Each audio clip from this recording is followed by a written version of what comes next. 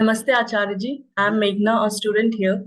My question is meditation worth the hype?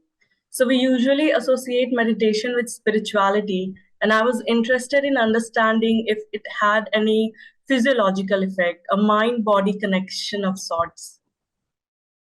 If you will listen carefully right now, this listening itself is meditation. You have to draw a distinction between meditation and methods of meditation. Probably what you are asking about is methods of meditation. Meditation is one thing, methods of meditation are another thing.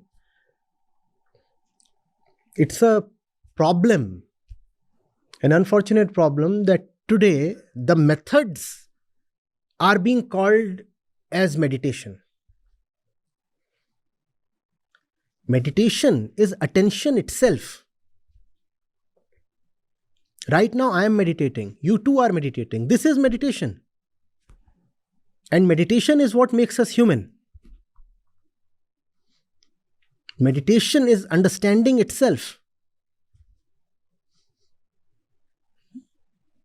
And if meditation is so valuable that it is at the center of our humanness, then meditation has to be continuous, uninterrupted, 24/7. And no method can be continuous or uninterrupted or 24/7. Methods, by their definition, must start and stop. And methods, by their definition, are limited by conditions. Some method will require you to not to speak. Some method will require you to squat on the floor. Some method will require you to wait for a particular time, let's say 4 a.m. in the morning. But meditation is so fundamentally important that you cannot wait for a particular condition or bodily pose or time to enter it. Meditation is like the inner breath itself. Just as this body cannot wait to breathe, similarly your consciousness cannot wait to meditate. Consciousness needs meditation all the time, just as the body needs the breath all the time. And therefore, meditation has to be silent and continuous, like breath itself.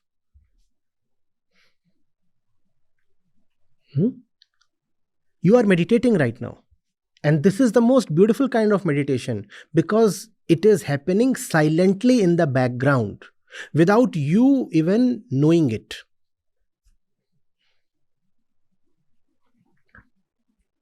If meditation has to be limited to a particular time or a particular condition, then it will be unfortunately broken all the time, no? If you have to close your eyes while meditating, then how will you meditate while driving? And don't you need to meditate while driving? What is all the road rage about? If people were meditative, would they drive the way they do? But you have been told, your favorite teacher is telling you that, you need to meditate by doing this. Now, if you do this, then there's a problem on the road. And if you don't meditate at all, then again there's a problem on the road. Problem both ways, which means there is something wrong in the fundamentals, in the definition. Meditation is a way of life. Meditation is the most beautiful love affair you can have. People talk of romance. Why not romance the truth? Romance is your unending date with the truth. You see, when you are on a date, it's not as if you are looking at the other person all the time. No? Especially if you're meeting that person frequently. It could be a working date then. Fine, let's meet somewhere. Let's sit across a table. You have your own laptop, I have mine, and we work. And that's a date. So even as you are doing something on your laptop, a certain nearness is there, a certain togetherness is there, right? Now that's meditation. I might be doing anything, still I'm close to you. Closeness does not mean that continuously we are looking into each other's eyes. No. You are doing your own thing, I'm doing my own thing, yet we are together. That's meditation. Throughout the day, I'm doing my own thing, yet I am with the truth. Ma'am, when do you do the truth? I never do the truth. I'm always with the truth. I'm doing something else. I'm doing something on my laptop, but I'm with the truth. Now that's meditation. Irrespective of what I'm doing throughout the day, I'm with the truth. That's meditation. And this meditation is not subject to the limits of the various methods. All methods are limitations. Some method will say that you must have a rosary. Some method will say you must have something else. There are like hundreds of methods of meditation. They are for rank beginners. They are just to give you some little flavor of inner peace, so that you are encouraged to plunge neck deep, nose deep, head deep into the real thing. If the flavor is great, will you not buy into an entire basket of the product? Please tell me.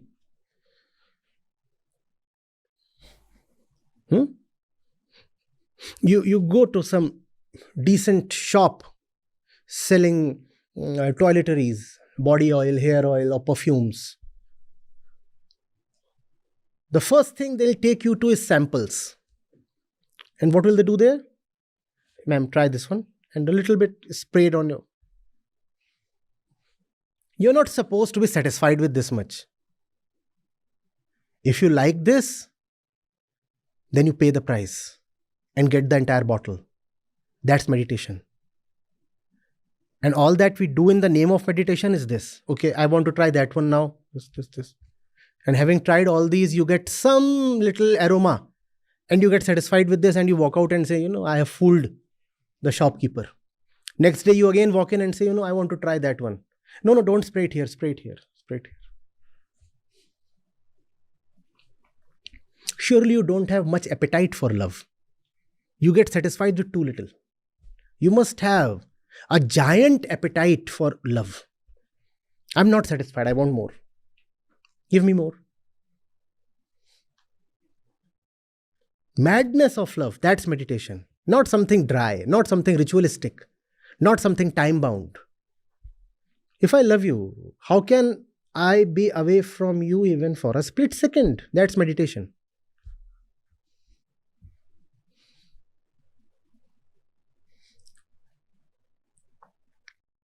Seen those shops in small towns, you go to those places and you say, that particular mithai, I want to taste it. So you get, okay, that one. And that way you quench your appetite and walk away without paying anything. This reluctance to pay up is called methods of meditation. This stinginess and this dishonesty is methods of meditation. You're thinking you have cheated the shopkeeper. No, you have cheated yourself. If you really loved the barfi, why didn't you pay up? That little piece was meant to convince you that the entire kg is worth the price. No? But we meditate for 30 minutes every day and say, this is it. 30 minutes every day. What kind of loveless person would this be? If you loved those 30 minutes, why did you let the thing stop? You sat down with your eyes closed and you say you loved the peace you got, then why did you open your eyes and get up? If you really loved the peace you got while sitting in meditation, why did you then open your eyes and get up? No, because I have my worldly responsibilities to take care of. Then you love your worldly responsibilities more than you love meditation. Are you even a man then? You are a social slave. No, but you cannot meditate all the time. A fellow has a shop to run. Then you are not a meditator, you are a shopkeeper. And your entire meditation is devoted to your shop. You want to meditate just so that you can run your shop more smoothly. Meditation is just a servant to your shop. And your shop is such that running your shop gives you a lot of tension. So you meditate so that that tension can be somehow cleared away and you can again return to that shop just to earn more tension.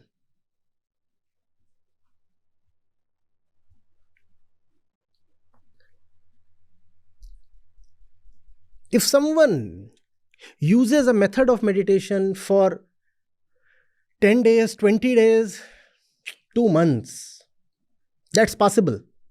But if someone says he has been into one particular method of meditation for 20 years, this fellow is crooked. Why did your meditation not turn into a subtle and silent love affair? Why did it not become your breath and your heartbeat? Why did it remain a mere method?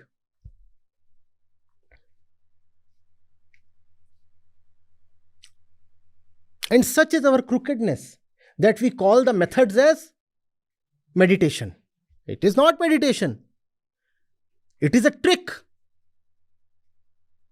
How can be a trick with the truth?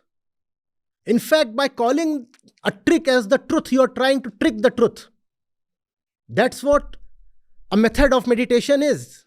You are trying to trick the truth. You are saying, I can use a particular method and get you. You are so inflated in your ego that you think that you can even trick the truth. The truth demands unconditional and continuous surrender, not some trick. 24/7 you have to be devoted to the truth itself. That's meditation.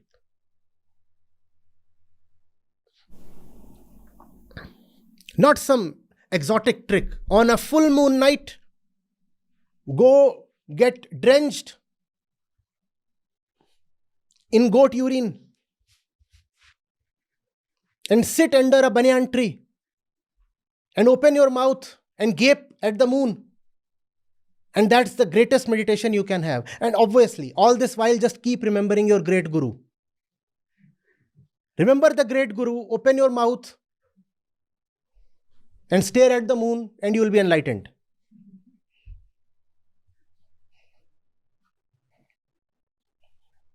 Such a fool the ego is, it tries to fool the truth. It thinks by doing these kinds of cheap tactics, it will come to salvation.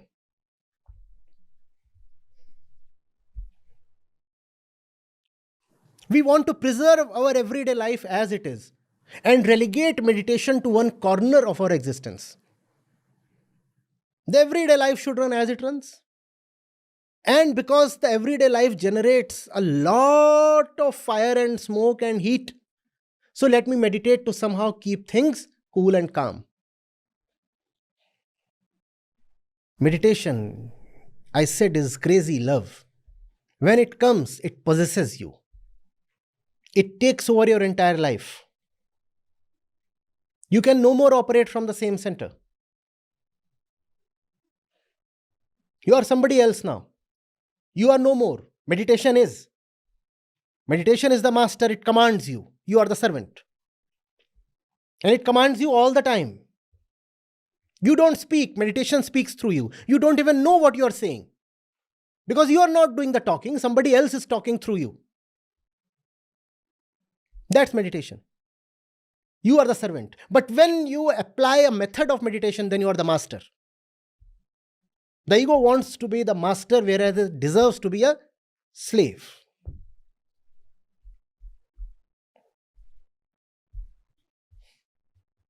Are you getting it? Unfortunately, commercial spirituality has turned meditation into a little product, whereas it is the highest degree of devotion possible. Meditation is love, prem, bhakti, everything.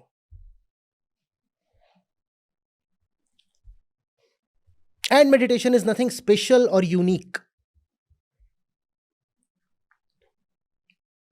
Reading a book, you are meditating. And if you are not meditating while reading a book, are you even reading? Speaking, I am meditating. Listening, you are meditating. And if either of us is not meditating, are we even speaking or listening? Playing tennis, I have to be meditative. Else I'll be double faulting all the time. And if I double fault, I know the problem is not with the serve, but with the server. The server had something that disrupted his meditation.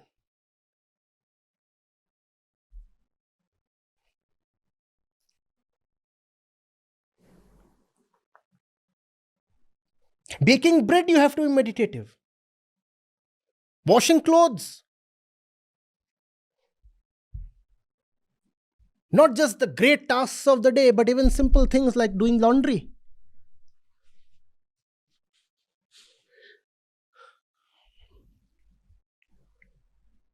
Do you want to be with your sweetheart only when you are doing the great things? Or do you want to be with him or her all the time? That's meditation. Even when I am doing the laundry, I want you to be here. Where? Here. Not somebody next to you.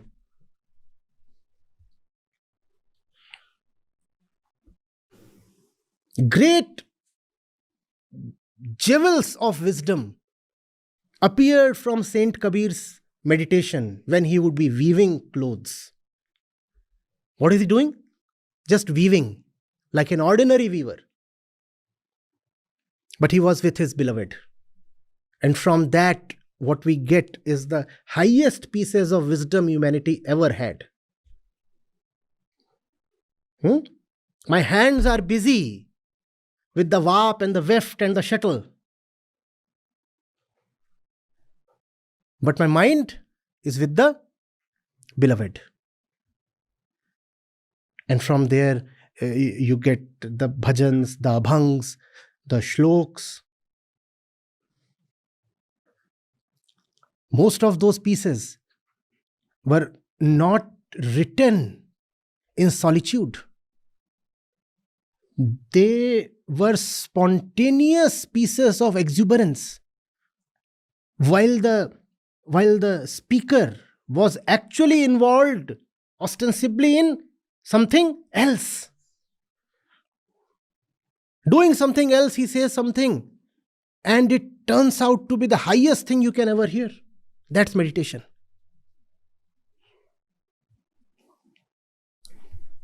Are you getting it?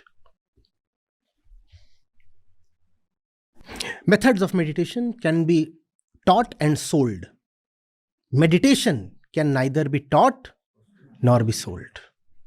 And that's the reason why methods are popular and why methods are being sold as meditation. Because meditation itself is impossible to be sold. It is something that can be awakened but never taught. It is love. How can you teach love? You can awaken love by pointing at stuff that is not love. You can say, this that you think of as love is not love at all. Discard it.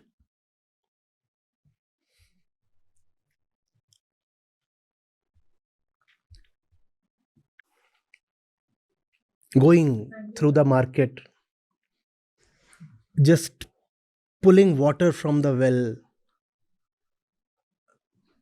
or just cooking some food,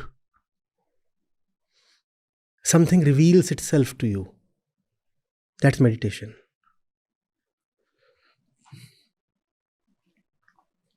Hmm?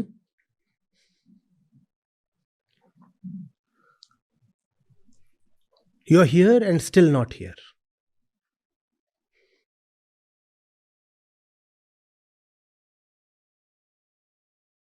You're looking at something very ordinary and you're seeing something supremely extraordinary. You're looking at the surface of things and the core is revealing itself to you.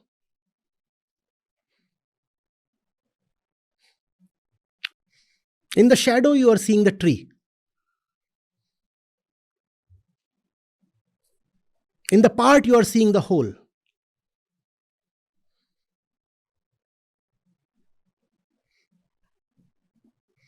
That's meditation.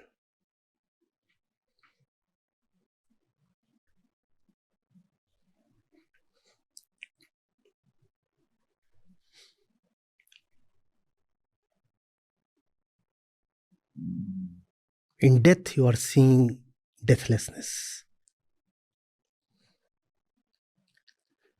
Huh? In words, you are listening to silence. That's meditation.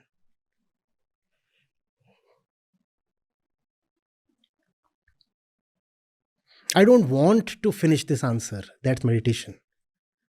It's a love affair. Something says, look at the clock. Something says, take care of your throat. Something says, measure your temperature. And something says, just go on and on till you drop dead. That's meditation. The madness of stubborn love.